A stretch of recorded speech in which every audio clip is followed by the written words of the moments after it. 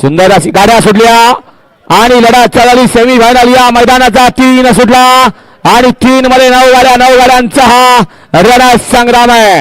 निमित्त अर्जुनाथ भद्रसाव निमित्त आयोजित केलेला अंगापूरकरांचा भव्य आणि दिव्य मैदान. अटी आणि तटीची लढत आहे. शेवटच्या क्षणाला कोण विजय प्राप्त करतोय. मध्ये पाखरे आणि सर्जा, त्याच्या पड्याला सोन्या, तिकडं हरण्या, तिकडं बाजी. डोळ्याचं पारणं फिटलं आणि प्रेक्षकांची मनं जिंकली.